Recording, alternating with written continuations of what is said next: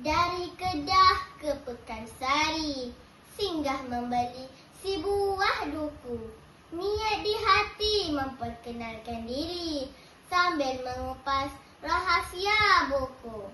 Nama diberi dia Aulia binti Syamsul Maili, berumur 8 tahun. Saya merupakan anak didik Sekolah Kebangsaan Jasin. Kod sekolah saya ialah MDA 1-1. Pada masa lapang, saya suka membaca buku cerita.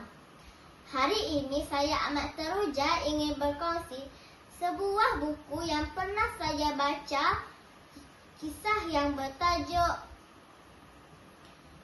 12 Kisah Moral Penuh Teladan. Buku ini merupakan sebahagian daripada buku yang berkisah tentang kisah dan teladan. Buku hasil pena Nur Adriana Alia ini sangat menarik dan syarat dengan pengajaran dan boleh kita jadikan iktibar dalam kehidupan harian, terutamanya pelajar. Buku terbitan syarikat Iduki Publication Sendirian Berhad ini diterbitkan pada tahun 2022. Buku ini setebal 165 halaman dan mempunyai sisipan 12 buah cerita teladan. Ayuh kawan-kawan bersama saya kupaskan salah satu cerita yang ada di dalam buku ini.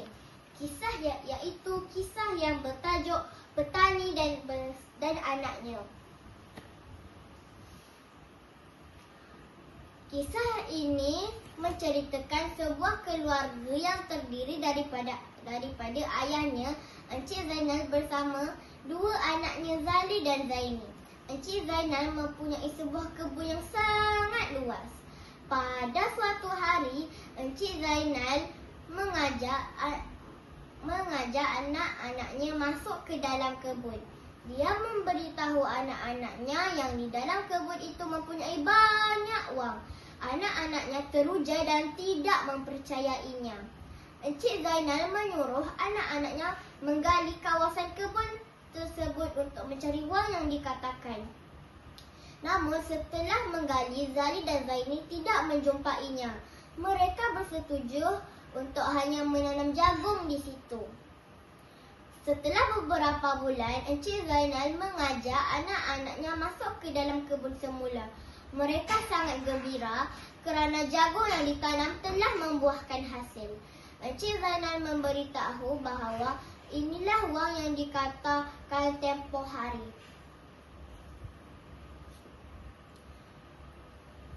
Pengajaran bagi cerita ini ialah orang yang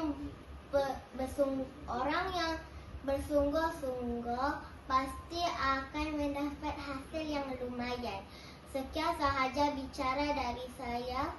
Semoga cerita ini mendapat manfaat kepada kamu semua. Sekian, terima kasih.